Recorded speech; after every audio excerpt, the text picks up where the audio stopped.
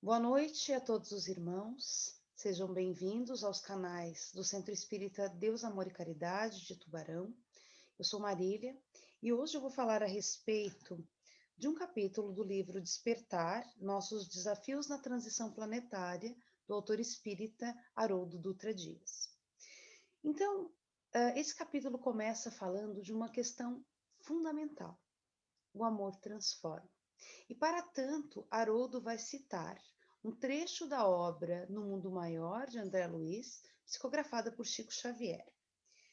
Então, ele vai falar do momento em que Clarencio, que é o orientador de André Luiz, está no momento em que ele está cuidando de um caso muito complicado.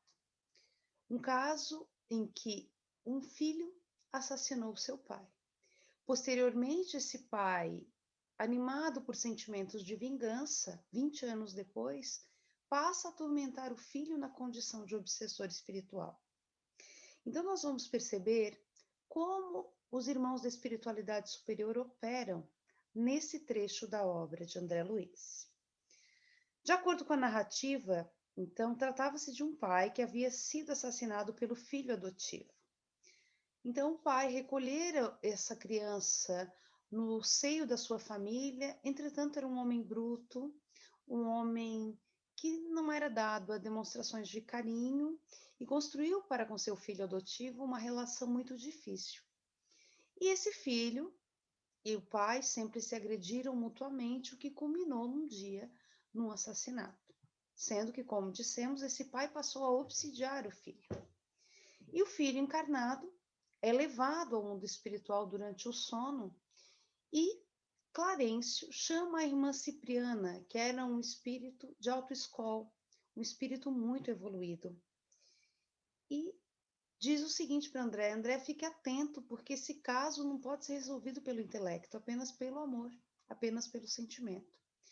E quando o homem, né, esse senhor, vê a irmã Cipriana e também o seu filho trazido durante o sono, eles acreditam estar diante de Maria Santíssima. E ela diz: Mãe Santíssima, ajuda-nos. Eles dizem. E Cipriana diz: Meus irmãos, eu não sou Santíssima, eu sou mãe. E ela vai colocando para esse pai que hoje está na condição de obsessor do seu filho, do seu algoz, num momento anterior e que causou o seu desencarne, a importância de amar. E ela fala que em vários momentos da sua existência aqui na Terra, ela passou por reveses, ela foi magoada, né? E conta a sua própria história, dizendo que ela também sofreu, ela também padeceu. Tinha seus filhos, seu esposo, acabou perdendo os filhos, suas filhas acabaram rumando pelo triste caminho do meretrício e o seu esposo a deixou. E ela coloca para esse irmão que nem por isso ela se revoltou, porque o amor a munia, o amor a alimentava. Por isso foi capaz de passar por todos esses dissabores. No que esse irmão começa realmente a refletir sobre a possibilidade de perdoar aquele filho que o havia ceifado da vida física. E Clarencio faz a seguinte observação para André Luiz: você está vendo que Cipriana não o tratou como um obsessor. Ela o tratou como um filho. Inclusive, ao final da conversa, vendo que esse irmão estava combalido, estava chorando, muito abalado, ela o acolhe no próprio colo, no próprio seio, como uma mãe faria. Muitas vezes, Haroldo vai dizer, né, nós não temos esse amor para com os nossos irmãos. No dia a dia, nas mais simples contendas, nas mais simples rusgas e discordâncias, nós nos tornamos belicosos, vamos dizer assim, pessoas que não se dispõem a amar. Vemos somente o nosso lado. A verdade, irmãos, é que o amor de mãe na Terra é comparável ao amor de Deus. Agora que, inclusive, nos aproximamos do Dia das Mães, embora seja uma data comercial, né, e que Dia das Mães são todos os dias, porque devemos reverenciá-las, o amor daquela mãe cipriana foi capaz de demover aquele espírito revoltado da sua ideia de vingança, da sua ideia de tormento com relação ao antigo filho, ao filho que ele havia, na sua concepção, criado com todo o desvelo. Por mais que fosse um homem bruto, ele deu o melhor que podia, né? Ponderemos dessa forma. Mas voltando ao amor de mãe, nós de fato não o temos. O capítulo 11 do Evangelho segundo o Espiritismo vai nos falar sobre a necessidade de amar o próximo como nós mesmos. Como amar o próximo, se nós ainda não aprendemos sequer a nos amar? Entretanto, esse é um exercício diário para o espírita, para o cristão, porque sabemos que esse é o caminho. É a única forma que nós temos de evoluir, de chegar à perfeição para a qual fomos criados por Deus. É o amor. É realmente nos melhorarmos e amarmos para ter com o outro uma relação melhor. Então, por vezes, nós lamentamos o chefe que é diferente de nós, o esposo, a esposa, os filhos que pensam de maneira diversa a nossa, e nos sentimos na posição de vítimas. Ah, mas por quê? Né, que eu não me dou bem com meu filho? Mas porque eu e meu esposo temos tantas diferenças, apesar do amor que nos une. Pois é, muitas vezes nós nos centramos nas diferenças e não no amor que nos une. O que nos uniu quando viemos para a Terra foi o amor. Os sentimentos ou a necessidade de aprendermos a amar. Aquele que era diferente de nós, aquele a quem nós traímos, aquele a quem nós magoamos e que também nos traíram e magoaram. Então não estamos juntos por um acaso. Não sofremos por acaso, não ladeamos, não estamos lado a lado nesta vida, nessa caminhada terrena, por um acaso, e sim por um propósito. Muitas vezes fomos nós que o pedimos, para resgatar dívidas de amor, de momentos anteriores. Esse é o amor, vai dizer Clarice André, que transforma e redime, e que Haroldo transmuta para as páginas do seu livro Despertar com muita categoria, com excelência realmente, nos fazendo pensar no que o amor faz. O amor verdadeiro, o amor que é incondicional. O amor de mãe, que é aquele amor mais próximo do amor de Deus. E aí nós podemos pensar, mas se eu não sou mãe, né, não sou pai, como eu vou amar dessa forma? É o amor que Jesus tem por nós. Um amor incondicional que nos ama apesar das nossas falhas, apesar do nosso egoísmo, apesar de ainda não conseguirmos sequer nos amar para amar o próximo. E esse tem que ser o nosso exercício diário.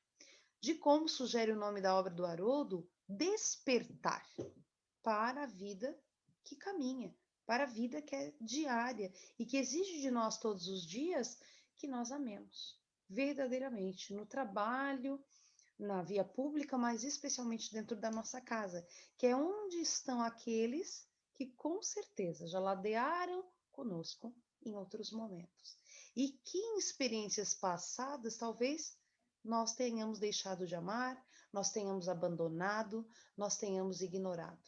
E aí nós temos que pensar que não é por acaso. Apesar de todas as dificuldades, e inclusive por elas, nós temos que amar. Então, de fato, o amor vai transformar. Haroldo coloca uma outra questão interessante. Recentemente, em conversa com um frei amigo, muito querido, ele salientou uma prática milenar, um problema no cristianismo. Segundo ele, o cristianismo cristalizou na celebração da morte, pois em vez de celebrar a vida durante as missas, celebra-se a morte. Todos os símbolos do cristianismo apontam para a morte na cruz, a paixão de Cristo, a morte. É uma lição grandiosa, sem dúvida. Não queremos aqui desmerecer a lição da cruz, que é uma lição de amor muito grande. Pelo contrário, e complementando o raciocínio, ele arrematou. Sabe o que está faltando na igreja? Não aqui nos reportando, claro, o Frei vai falar do universo que ele conhece, que é a Igreja Católica. Mas, de maneira geral, nós salientamos na celebração da Páscoa a morte de Cristo.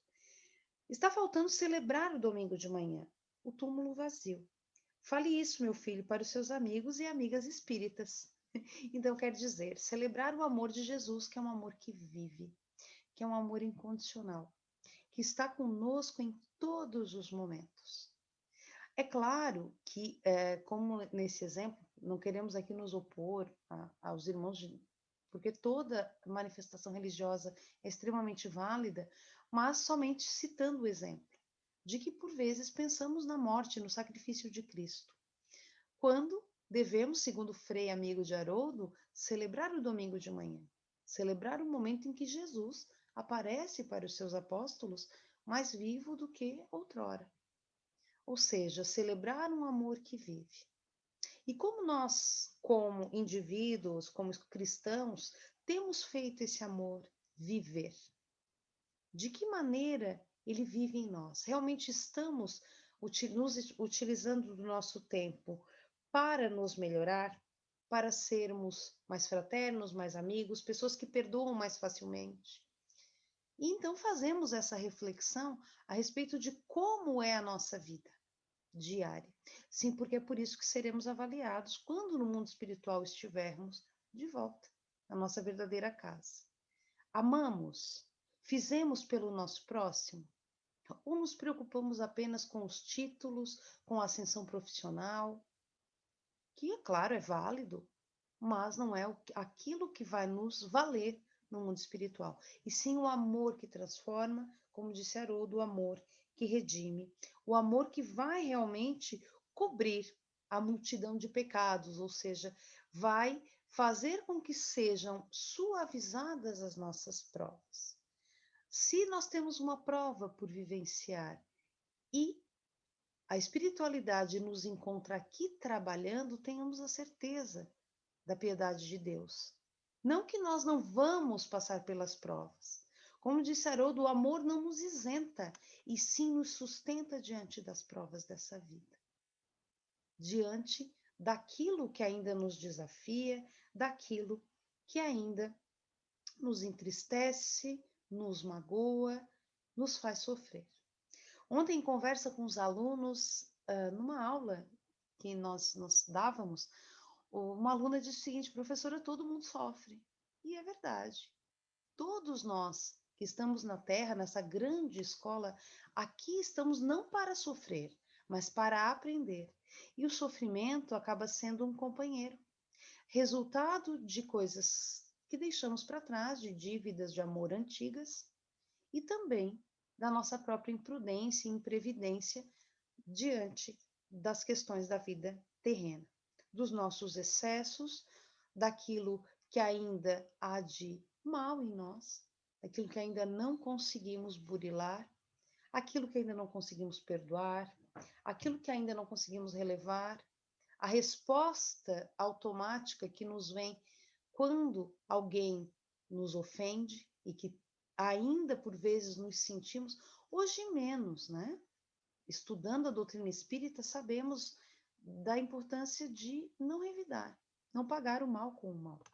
Mas às vezes ainda, especialmente no campo da língua, da palavra, da comunicação, nós ainda somos bastante imprudentes. Ou seja, ainda falamos mais do que deveríamos, ainda nos sentimos às vezes na necessidade de ter razão, de dar uma resposta.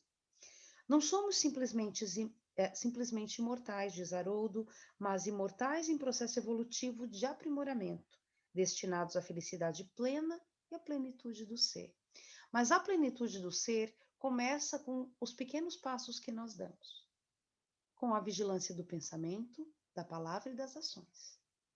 Como nós temos sido diante disso?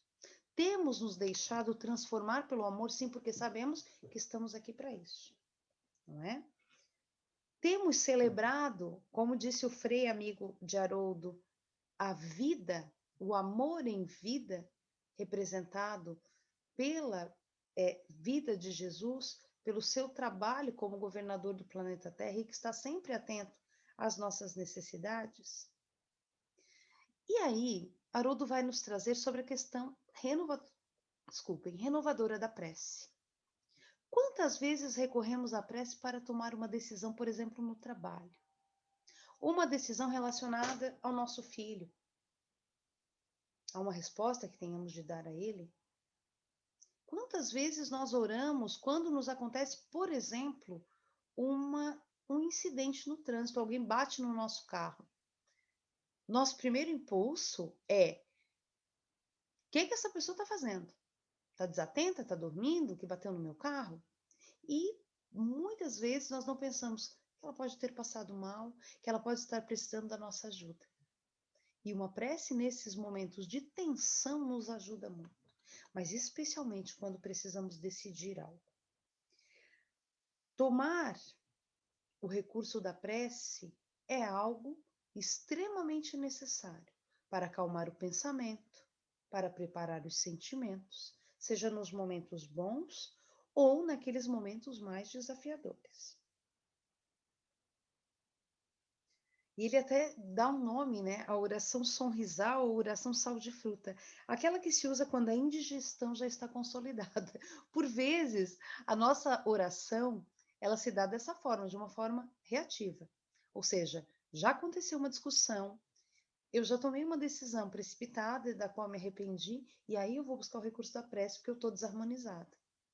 Então, pensemos na necessidade de colocar o amor em curso também através da oração. E aí fica-nos também uma reflexão da necessidade de orarmos quando não ainda conseguimos perdoar os outros. Quando não ainda conseguimos nos perdoar diante da culpa de algo que tenhamos feito ou deixado de fazer, que nós usemos da prece sem moderação, porque a prece é o amor em vida, a prece é o amor em curso.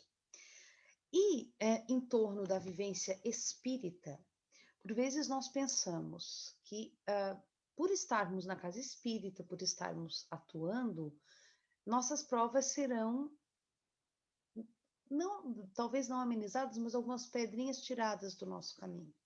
E aí eu volto àquela frase com a qual Haroldo termina o seu capítulo do poder, do amor, da transformação, né? De realmente o amor ser aquilo que sustenta, de não estarmos livres de passar por sofrimento, de passar por aquilo que é necessário para nós, mas de termos as armas necessárias para realmente passar por aquela dificuldade. A pergunta que nos fica é: nós já despertamos? Então, esse capítulo encerra duas questões fundamentais: o amor que transforma, e aí nos reportamos ao amor de mãe, que na Terra é comparável ao amor de Deus, um amor incondicional, e aquilo que fazemos conosco com relação ao amar, que é a autotransformação. Como eu posso amar? O nosso amor ainda é um amor limitado e ainda condicionado, um amor parcial. Mas será que nós temos conseguido caminhar para aquele amor realmente incondicional? E aí os gregos faziam uma dissociação entre os tipos de amor. O amor eros, que é o amor romântico, o amor filia, que é o amor que nós sentimos pelos nossos pais, pelos nossos irmãos, pelos nossos filhos, e o amor ágape, ou agapé, né, dependendo da tradução, que é o amor incondicional, que é o amor que não é que vá ser conivente com os erros, não. É um amor exigente, que vai corrigir também, que vai ser um amor enérgico. Entretanto, que é um amor que perdoa, que é um amor que vê possibilidades, que é um amor que realmente redime e transforma. Não pensemos que, e aí nós acompanhamos, temos as obras da doutrina que nos dizem realmente isso, que quando compelidos a mudar, os nossos irmãos e até nós, que certamente já estivemos nessa situação de ódio, de desespero, de sentimento de vingança, não são convencidos por palavras. São convencidos, esses irmãos, como nós o fomos um dia, se não o fomos, devemos ser, pelo amor, pela autoridade moral daquele que nos fala, aquele que nos evangeliza. Ou seja, naquela situação que Clarencio faz André Luiz acompanhar, Cipriana só convenceu aquele irmão, na verdade ela não o convenceu, ela o amou, e aí ela o trouxe para o lado do bem, o trouxe para o equilíbrio, para a redenção e para o perdão daquele filho que em momento oportuno, sim, também se depararia com a necessidade de reparar o mal que fez ao pai, que embora embrutecido, embora um homem não carinhoso, ou seja, alguém que realmente não sabia demonstrar o seu amor da melhor forma, não justificava o que o filho fez de maneira alguma, não é? Esse filho teria realmente de amá-lo, de desejar aquele pai tudo bem e ser grato pelo que ele fez. Então, o amor redime, o amor transforma e o amor nos sustenta nas provas da vida. Então, o que devemos fazer? Amar. Amar. Fazer dos nossos sentimentos os mais elevados possível. Isso não é da noite para o dia. Mas comecemos amando aqueles que moram dentro da nossa casa. Os filhos, o esposo, aqueles que estão do lado de fora, os vizinhos, os parentes, que por vezes nos são difíceis, sim. E André Luiz, na obra Sinal Verde, vai fazer um apontamento justamente sobre os parentes difíceis, ou seja, que são os mais duros de amar. É fácil amar, é mais fácil amar alguém com quem eu estudo, com quem eu trabalho, porque eu trabalho, embora eu veja todo dia, não moro sob o mesmo teto. E geralmente no trabalho e no colégio, na faculdade, nós mostramos o nosso melhor lado, não é? Mas em casa, nós tiramos os vernizes sociais, então as pessoas conhecem o nosso interior, as nossas qualidades, as nossas desvirtudes. Nos demos a oportunidade de amar aqueles, primeiramente, esse é o nosso primeiro exercício. Primeiro, amar a nós mesmos e a Deus, através da gratidão, através da prece, através da retidão do comportamento. E num segundo momento, amar aquele que está do nosso lado, que realmente é o mais difícil de ser amado. Por quê? Porque a mais das vezes são pessoas com quem tivemos dificuldade no passado. Estão do nosso lado para que a gente aprenda a amar hoje. Não é amanhã, não é semana que vem, não é quando eu me aposentar. É hoje. E nunca é tarde demais. Então, se você, meu irmão, minha irmã, que está nos ouvindo, que está nos acompanhando, está passando por uma dificuldade relativa à vida em família, ou no seu trabalho, enfim, ame, busque amar. Se eu não posso me aproximar e dar um abraço, que eu faça uma prece sincera pelo aquele irmão que às vezes me faz sofrer. Se eu não posso, não consigo perdoar naquele momento, que eu possa pelo menos não desejar o mal, não querer a vingança, não querer a desforra, porque isso empobrece aquele que se vinga e não ajuda aquele que é o alvo da vingança. Portanto, amemos. Façamos aquilo que o capítulo 11 do Evangelho segundo o Espiritismo, que é um capítulo basilar para a nossa vida, nos recomenda, que é amar ao próximo como a nós mesmos. Mas, primeiramente, nos amemos. Só quem se ama pode transformar-se e transformar o outro. Ajudar o outro a se melhorar. Sim, porque a renovação é uma porta que só se abre por dentro. Então, que nós sejamos capazes de despertar e de amar. Celebremos, voltando ao exemplo do Frei amigo do Haroldo, a vida. O amor de Jesus, que é o amor que vive, o amor de Deus que nos acompanhará para toda a eternidade. Porque foi a partir desse amor que fomos criados e por ele vivemos e com ele sempre podemos contar. Irmãos, era essa a contribuição que tínhamos para a noite de hoje. Agradecemos o seu carinho, o seu tempo em nos acompanhar e desejamos que nesse tempo em que vivemos, não por acaso, uma pandemia, possamos realmente tirar dessa grande dificuldade uma boa lição. A lição do amor, de vivermos mais fraternalmente com aqueles que nos rodeiam. Muito obrigada. Jesus esteja com todos nós. Que assim seja.